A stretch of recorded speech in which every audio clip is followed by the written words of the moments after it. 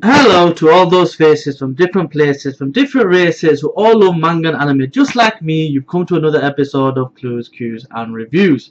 Today we are talking about Black Clover chapter 130, the most recent release, and we are going to talk about quite a bit.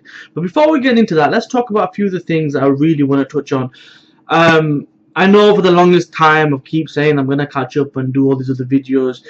One thought I had about format, and essentially what I don't want to do is have a long video for my catch-up videos. As you know from the previous ones, they've been long, so I thought I'll break it down into segments, but I really want to do a type of kind of a stream, but I don't really have the subscribers for it. So in the future, if I do have to do a catch-up video, I will do that. But for now, just bear with us. One video or one chapter or one episode or one series I definitely want to catch up on is One Piece. It feels like something important is going to happen. I really want to be there doing that live with everybody else, and I will be doing that very soon. But without further ado, let's get into this review.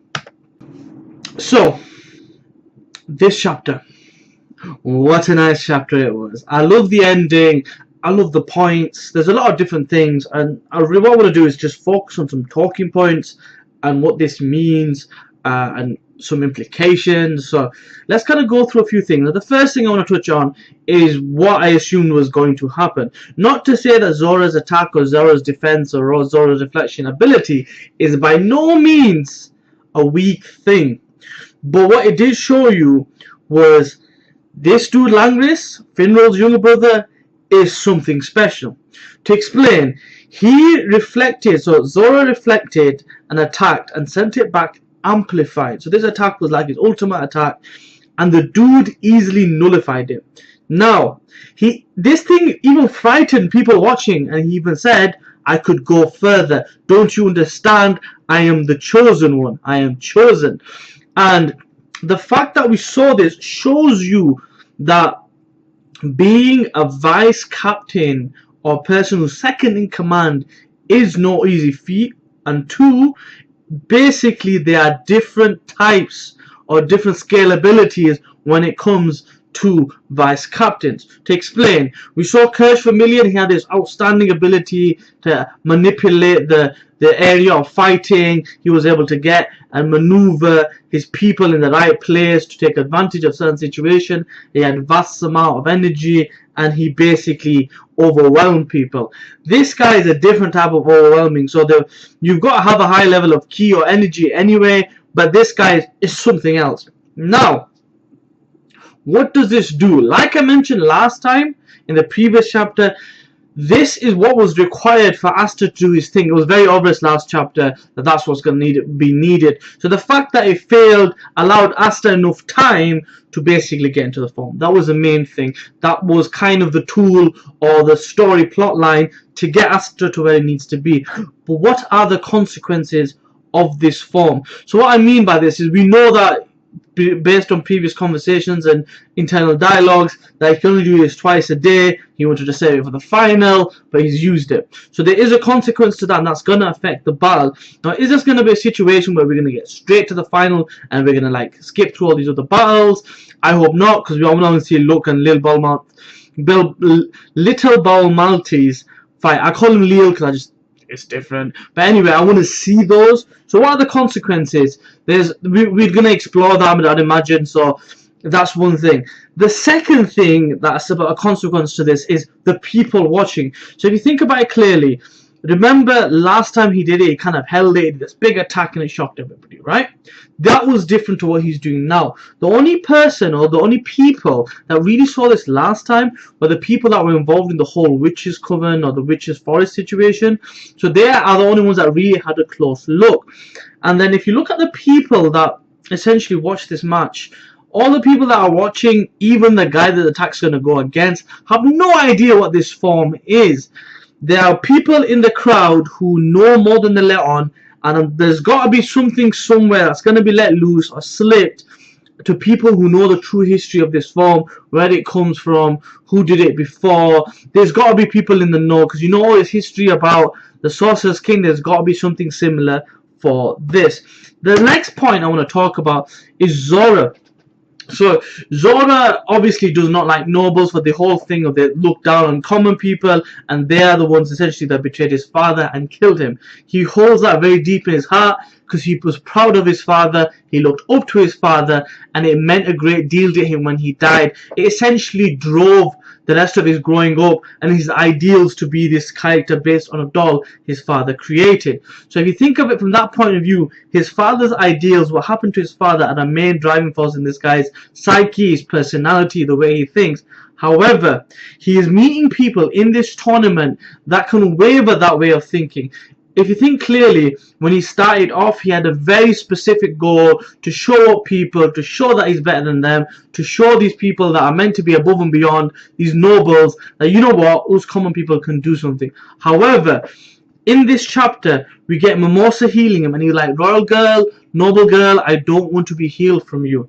She says, nah mate, we're friends, we're teammates, I am going to heal you. He does not have a response, because essentially, this is something that goes against everything he's built himself up to be, goes against his ideals, and it shows him that although he had a very kind of abstract, specific experience that made him think the way he does, essentially shows him that not everybody is like that. Okay, we see a lot of people that are like that, but like the world, like everything else that happens in the world, there are going to be select few peoples and groups of individuals that essentially negatively represent a specific grouping. I'm not going to go into specifics, but if you take that kind of methodology in place, that's what's showing here. He's now beginning to think, okay, wait a minute, there's more to people than what I initially thought. This goes further with Asta's speech. I really liked Asta's speech. It was kind of like a Naruto-esque talk no jutsu type of thing, but it really hit home on the specific kind of issue you have in this world that is Black Clover, which is the elitism and how they look down on people, and his ideals is really showing through. So it's like a political speech, but a voice of change in a manner of speaking, where he says, yes, you were special, you were born extraordinary, but working together we could do some things. You shouldn't look down on us. We don't hate you, I don't hate you, I don't like you particularly, but by working together, by working towards a common goal, we have become stronger. So don't resent and hate us, essentially. And I really like that, because essentially he's taking a very balanced opinion for a hyperactive dude who essentially is a bit eccentric and a bit annoying when you think about it, if you saw him in real life. But his ideals and his actual thought, in some senses, are mature for the person of his age who's 15 or 16 compared to all the other stuff he does. Then the statement that really stuck with me is, burn this impression in your mind, in your memories. And I was like, yes, this is exactly the kind of thing that I would like to see from a main character. A person that's telling you exactly what's going to happen, and then he's going to do his thing. It's cliche to a certain degree, but the badass characters always have these lines in movies, in stories. Zoro does it all the time. I can name so many of Zoro, but I'm not going to get into One Piece right now. But the way he actually says it and then he does it was brilliant. And the way he nullified the magic, I was like, perfect. And he does the black meteorite and everything's done. The opponent's done, the crystal's done, they've won. Now, what is the talking point to this? First of all, we know this attack is OP. We've seen it worked against enemies from the Diamond Kingdom, the witch situation. We've seen all that going on. But we've now seen it work against a very high level vice captain. So this tells us it's at least vice captain level. That attack is so OP, they've had to limit it to be able to only do it twice. Is it always going to be a limit? I don't think so. I mean, unless we're going to progress this story, he has to have the ability to be able to do it more, or to be able to do it all the time, to fight a long-standing war or a battle of attrition.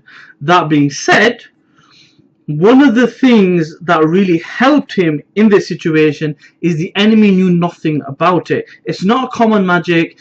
Not a lot of people know about it. It's ancient magic, or a forgotten magic, or a forbidden magic. Something that not a lot of people have, because it goes against the whole idea and philosophy of magic in the common magic world that is Black Clover, Clover Kingdom and Black Clover in general. That being said, though, now that people have seen it, how will the effectiveness change, bearing in mind people have experienced it? So, for example, in this fight, Langus didn't know nothing about it. As soon as he tried to fight it, he was like, what? I I can't use my magic, and he was blown away, right? What if now they fight again? Now he knows about this, and he's going to go in for the attack. So Asta has to be able to be more flexible in the way he uses his attack, because ultimately if someone knows about it, does his research, finds out more about it, kind of knows his secret move, ultimately they'll find a way to defeat that specific form. So I'm assuming more forms will come in the future. Now that this has been shown, how does this affect the final? Let's just say, for argument's sake, they give him time to rest. They make sure he's fully healed. Will he be able to do the same thing as this against Yuno? There's got to be something more to it. Otherwise, he's such an OP character. Essentially, he'll do it to everybody. So ultimately, I'm guessing this is going to be essentially a trigger for him to use it, not really work, and then go somewhere else. And another side of things, if you take this from the perspective of fighting in general, because he's a swordsman and he fights against magicians, he's an anti-magic type of person, but when he's fighting against magicians, they rely heavily on their magic. What if he comes across a person that essentially doesn't just rely on his magic and nullifies his magic and maybe uses some type of attack that uses weapons? So essentially a magician versus a person with weapons, once the magic is gone, the person with the weapons, if he knows how to fight, generally wins, right? But what if the person that he's fighting also knows how to use weapons? So these are different things that possibly can come up in the future. These are little thoughts. I've rambled off enough. I hope these are trigger points that gets you thinking. What were your favorite points of this chapter? What do you think these little things I mentioned imply for you? And if it triggers anything, let me know in the comment section below. As always, like, comment, share, subscribe. Any feedback is welcome, and I'll see you next time. Bye.